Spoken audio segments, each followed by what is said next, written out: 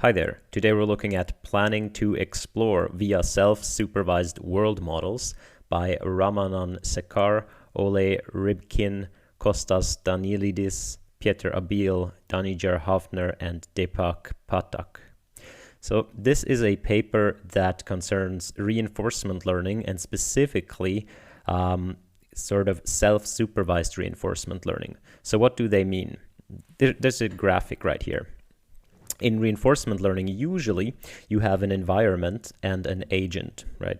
So you have this environment, and let's ignore the without rewards for now.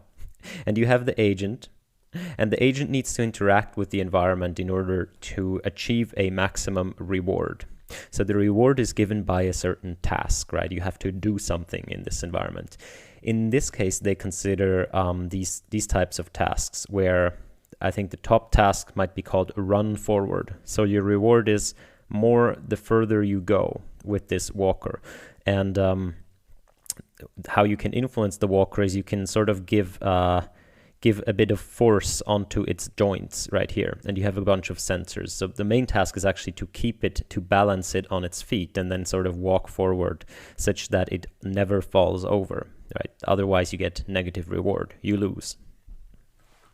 So in this case, what they want to do is they want to say, wait, if we just train a reinforcement learning agent for each of these tasks individually, that will use a lot of data, and basically we can't reuse the learned reinforcement learning agent for each of these individual tasks. It's sort of like if you have many, image tasks or NLP tasks, you don't want to learn one model for each one individually, but you might do something like a common joint pre-training. And this is exactly this for reinforcement learning. And it's even called self-supervised, right? Like we are used to in the classification setting, self-supervised learning. What does it mean? So it means that at first you're in an environment without rewards. So basically the agent is just dropped in an environment and there's no rewards. It can just do actions and observes states from this environment.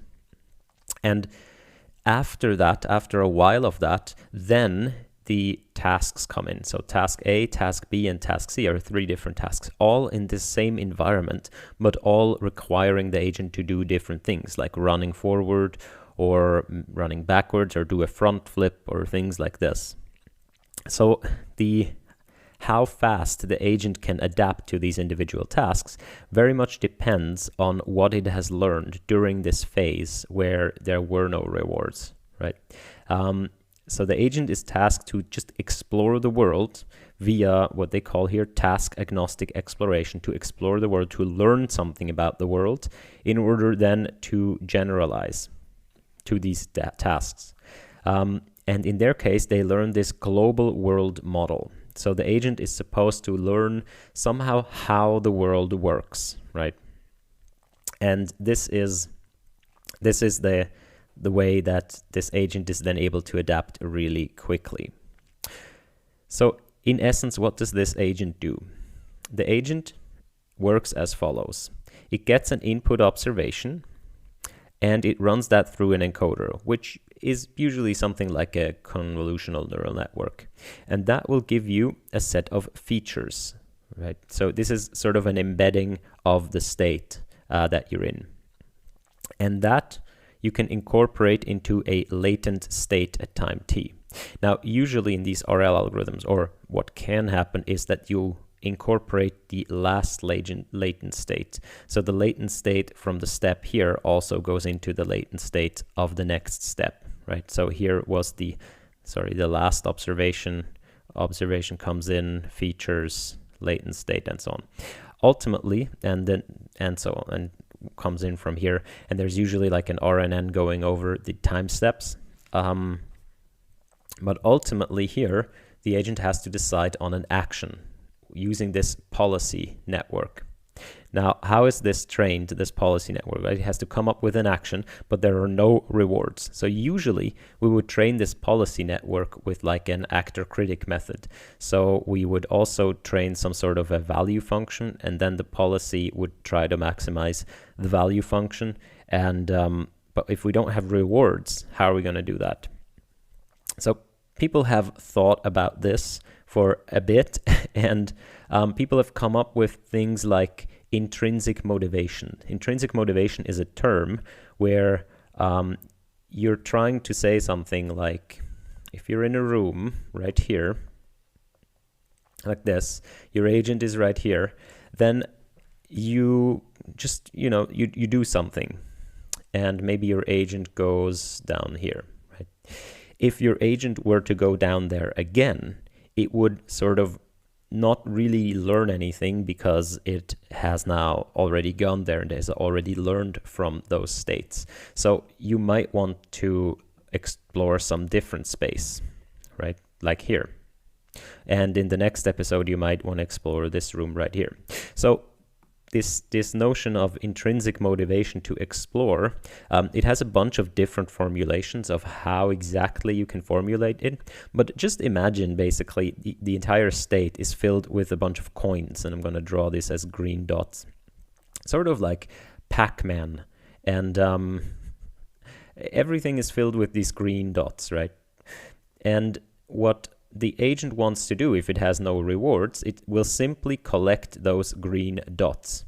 And once one is collected, so if I go here, I'll collect all these green dots. These are now no longer there, right? So that area doesn't give me any reward anymore. So you can imagine sort of like this.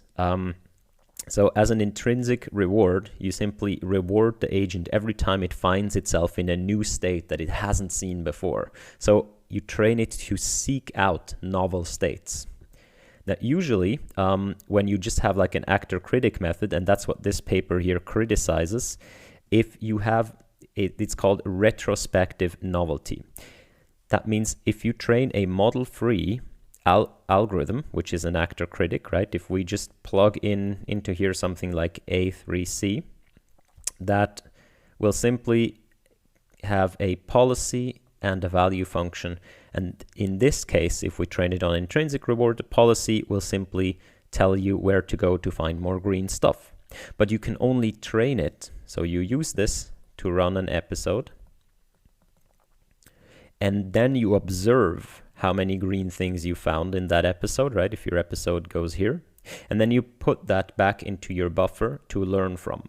But at that point, you've already collected the green things, right? So the reward signal is actually a bit off, because you want to train your agent that it should seek out novel things. But as soon as you've explored them, they're not really novel anymore, because you have now explored them. But still, you're going to train your agent, telling your agent that this area right here has given me lots of rewards. So the agent's going to be encouraged to repeat that. They say this right here. The retrospective novelty model-free exploration methods not only require large amounts of experience to adapt to downstream tasks, they can also be inefficient during exploration. These agents usually first act in the environment, collect trajectories, and then calculate an intrinsic reward as the agent's current estimate of novelty. This approach misses out on efficiency by operating retrospectively. That is, the novelty of inputs is computed after the agent has already reached them. Hence, it seeks out previously novel inputs that have already been visited and would not be novel anymore. Instead, one should directly seek out future inputs that are expected to be novel.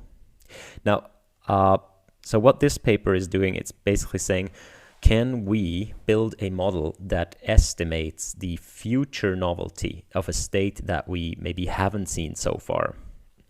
And here is where that goes. So what do they do in this policy? So the policy isn't just trained to maximize the novelty in the world. Instead, it uses planning. It uses planning in latent space. So what this model does is it learns a world model in latent space. The world model takes as input these features that you saw right here that the encoder gives you, and it predicts the future hidden latent states. These are the things you saw here. So these things that are always made by incorporating the new features with the old state, it tries to predict it. So technically these things here should have like a some sort of a, no, this is actually exact here, but these here should have some sort of a tick or something to indicate these are estimated. These are estimated future states. And this model right here, this is an estimate. This is a world model. They use Dreamer for this, and I have made a video about Dreamer. Dreamer tries exactly that. It tries to estimate what is the future, but not in actual world space, but in latent space, right? And yeah, so it tries to estimate its own future. And the cool thing here is that this is probabilistic, or you can make it probabilistic. So you can technically, from this one H that you have here, you can run out many futures in your imagination. And since you don't need the observations, you only need the latent space, you can simply forward roll your RNN and sample from it, and you have many trajectories in the future. Now, the fact that you have many trajectories leads to even a different thing. So what you can do for each of these hidden states, they have a head here that predicts the so-called latent disagreement. What does this do? This consists of a whole bunch of models. These are ensemble models. They're the same for each time step. But what they take in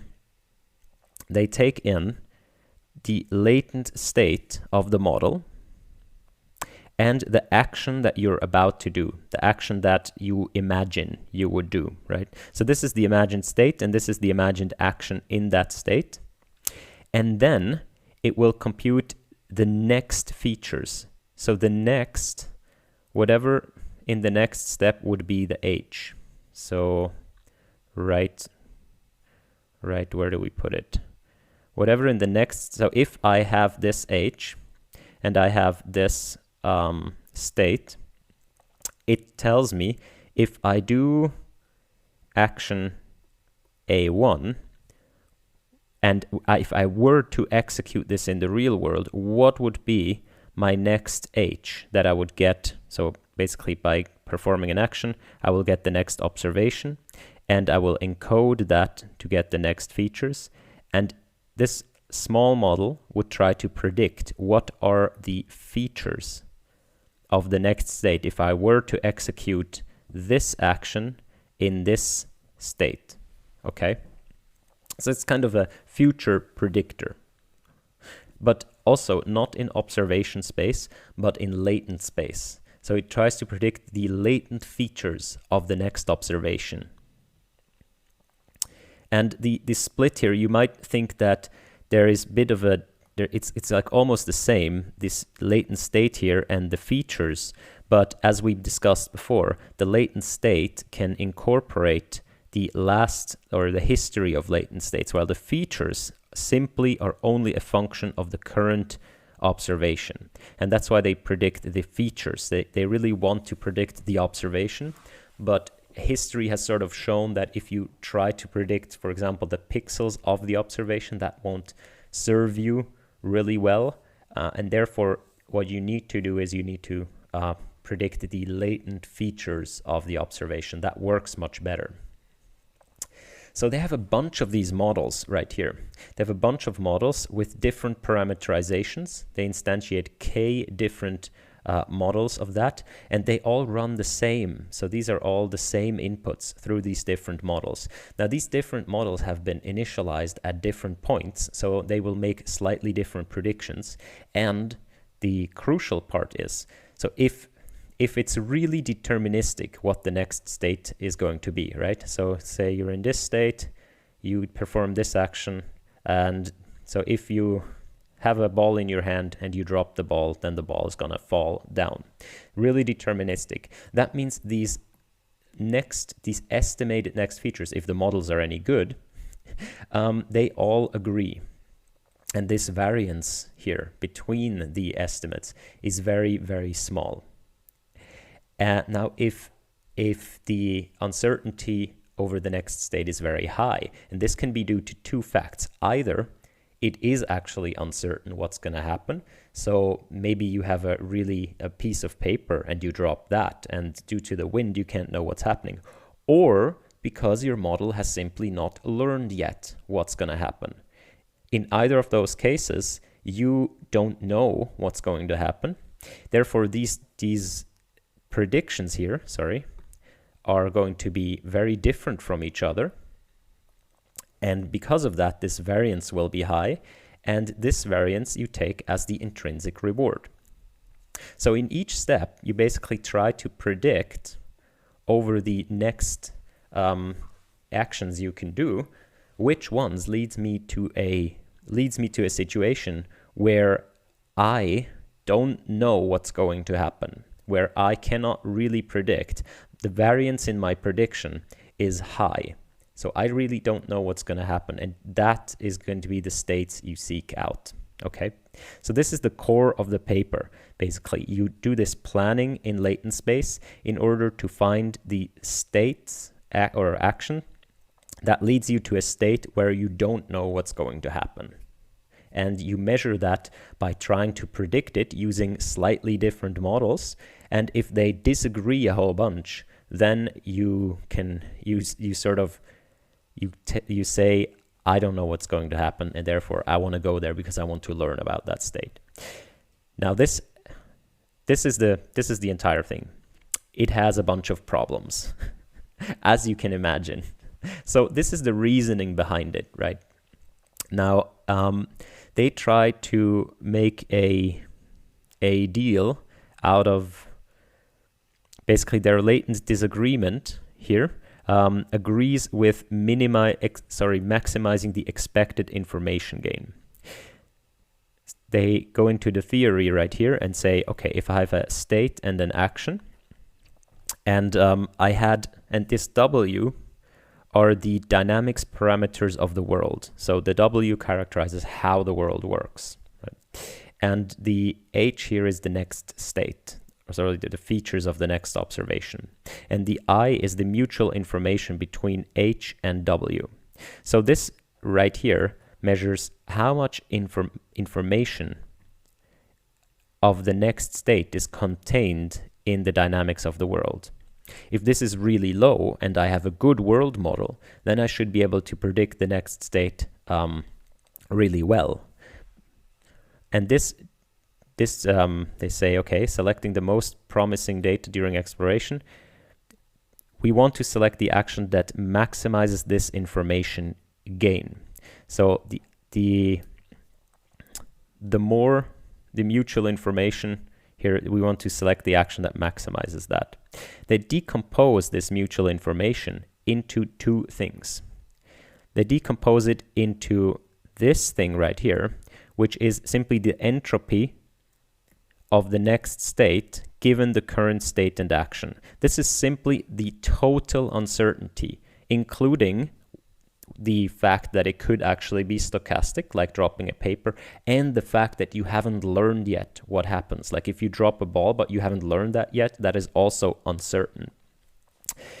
So this is that part. This is the total uncertainty minus this right here. And this is the uncertainty if you know the dynamics, right? So this is the wind, basically, in the paper example. So you want something where the total uncertainty is high, but the kind of uncertainty of the stochasticity of the world is low. If you maximize this quantity here, this total quantity, if you maximize this entire quantity, because I called one of them total, that means you are going to seek out actions where what's left is only the uncertainty that you yourself don't know, right? You say, well, this state has a pretty high total uncertainty, but it's not due to the fact that the world itself is uncertain. It must be due to the fact that I don't know yet. And they make the claim that their model is actually going after these things. And they say, okay, because we have these Gaussians here as our estimators, they somehow reduce to this uncertainty, but only basically by taking Gaussians, they just assume that this quantity here is constant. At least that's how I understand it. They basically assume that every transition in the world has about the same amount of uncertainty. And therefore, we can just focus on the total amount of uncertainty, right? So if we can't predict the next state A, if we can predict the next state A better than the next state B, and both have about the same amount of intrinsic uncertainty, stochasticity in the world, that must mean we should go to B because that's where our model hasn't learned yet. Now, of course, in the real world, that is absolutely not the case. And I think this model works mainly because they test it in these transitions or in these environments where that might be very close to accurate, that actually most of the transitions have the same stochasticity as any other transition. The second part why this is a bit difficult is because you have to somehow keep this latent, this couple of models right here that make this disagreement prediction. So you rely on the fact that you can capture disagreement by looking how those models disagree with each other. And again, they employ Gaussians here, but it is not said that these things will actually give you the true disagreement among themselves. If you initialize them wrongly, they might miss, like if your distribution has 3 modes, they might just, for all of them, focus on one of them, and then your disagreement will be completely out of whack, or you could initialize them not far enough, or too close together. That's the same thing. So it all depends on kind of how you manage to handle this uncertainty right here.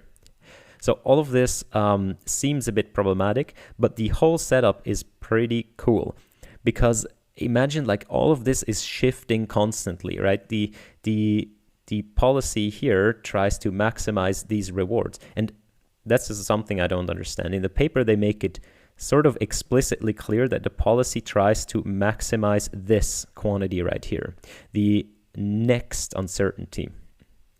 Right? The planning objective is to maximize expected novelty RIT, which is this thing right here.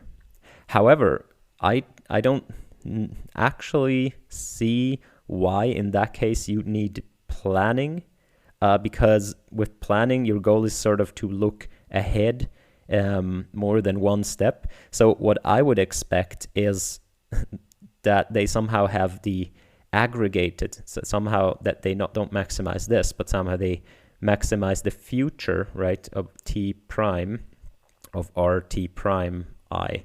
They somehow maximize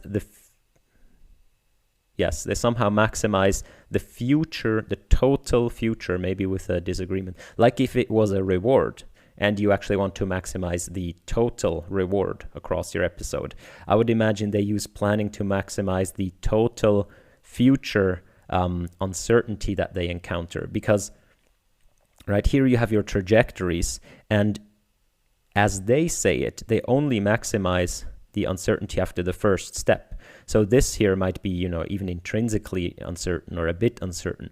But if you go down the path here, there might be a state where that's super uncertain, and you would like to find that, right, through your different rollouts. So I'm not sure that the paper is correct or consistent here, actually. I might be wrong, though. They do have the code, which is a really good thing. So I'll link to the code, and you can go and explore that. They do have this algorithm down here, which is pretty much, this is saying just nothing. While exploring, train the world model, train the latent disagreement ensemble, train the policy in imagination of, rather, it helps a bit, okay. But one other thing right here, the policy that tries to maximize the reward, right? So you use planning to look ahead where the uncertainty is. But how do you do the planning? You need a policy in imagination space, right? This latent disagreement policy here is used to train how you act in latent space, right? How this action that you imagine comes to be. You can't plan in imagination space, and in imagination space use planning again. It's just an infinite recursion. At some point you need a model that tells you what to do. And in imagination they just use an actor-critic model. You see they have a value function here. They just use an actor-critic model to basically one-shot predict the next best action to get you to the next step. So as they themselves rag on these model-free methods because they only look ahead, how is that not exactly the same as me ragging on the fact that they use model-free in imagination space? Because your world model certainly is retrospective. Your world model learns from the past, right? So the model-free method that learns on your imagined world model learns from retrospective imagination, and therefore it itself has sort of the same problem, just one layer deeper, that it learns from retrospective data and not from data ahead, because your uncertainty about the future might just be because of your because of your retrospective data. Now I see the value in having this uncertainty, but I think there are other methods that also do model-free and don't just maximize an intrinsic reward, but actually maximize a sort of uncertainty. Okay, enough ragging. Let's go to the experiment. So the cool thing you can do with this is what's called zero-shot performance.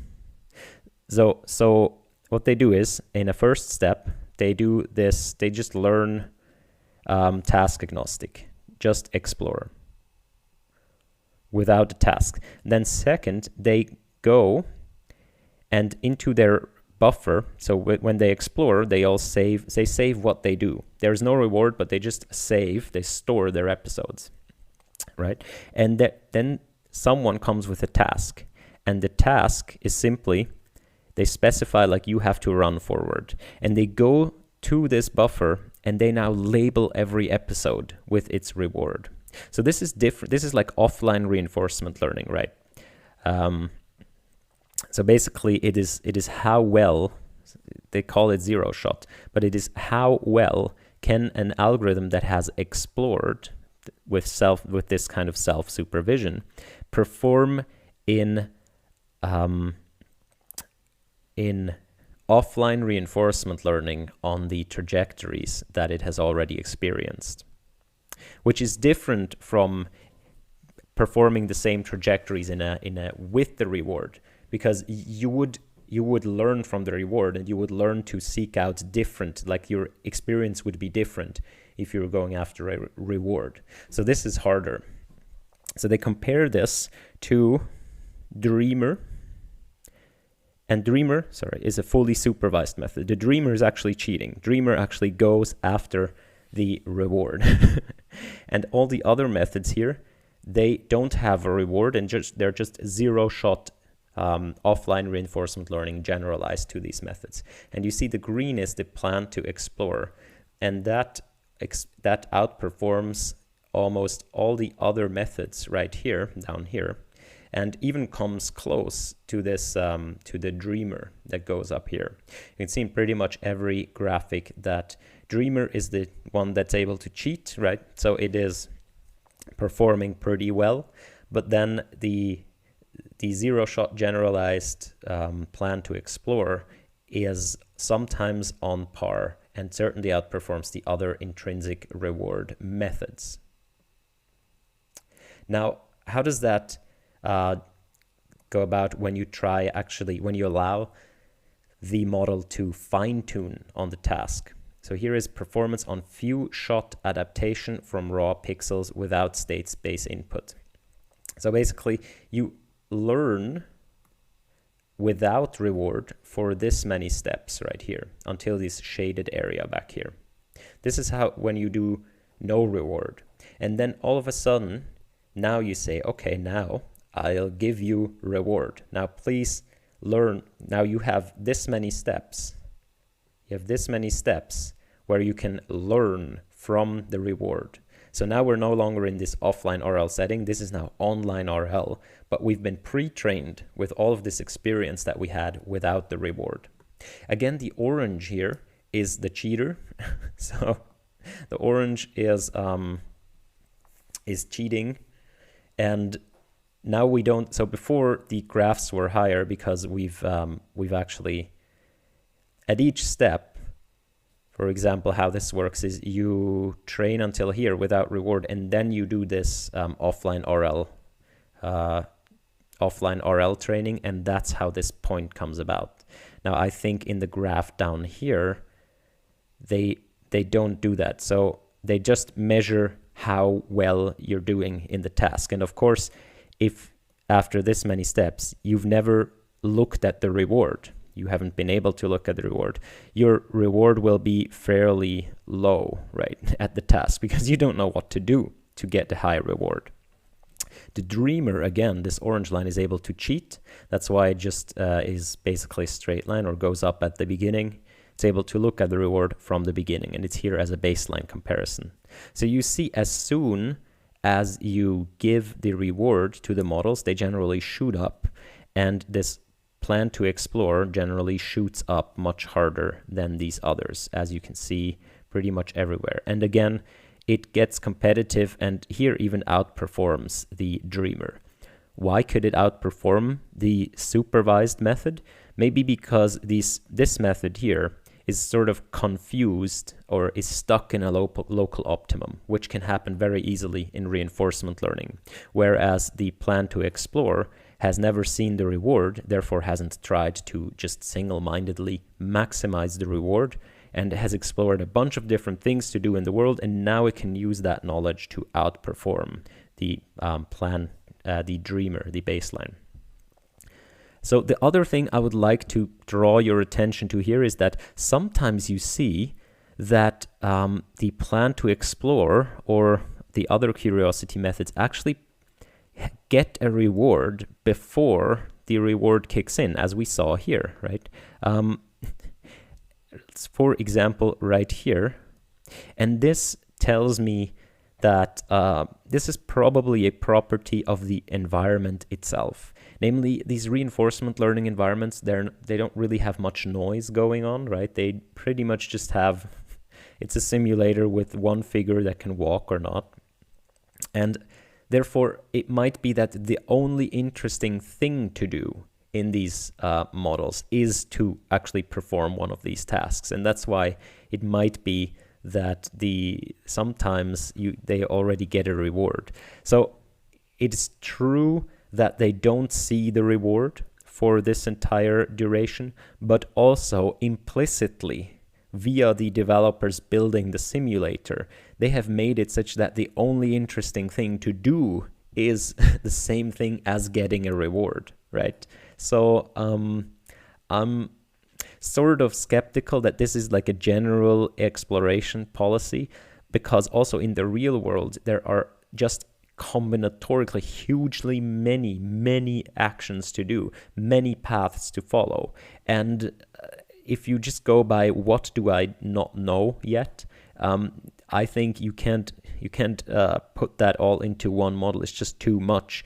And the states where really something interesting happens are so few and far in between, and that it doesn't compare to the amount of states where you simply don't know. Most states you don't know what's going to happen, but probably nothing interesting is going to happen, just different things, which will screw over this method completely. In any case, this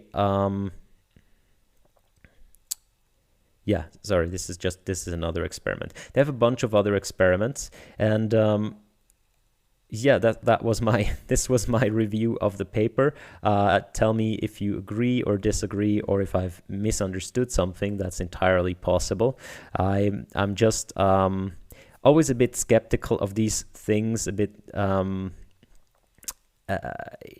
So the experiments, they're very compute intensive, of course, so you never know there. And then these specific environments right here, you never know there. And then the fact that the real world actually has very different stochasticity, which they simply assume away right here. Yeah, but other than that, big props to the fact that the code is out. And as I said, leave a comment if you agree or disagree. Please subscribe and share this video if you liked it, and I'll see you next time. Bye-bye.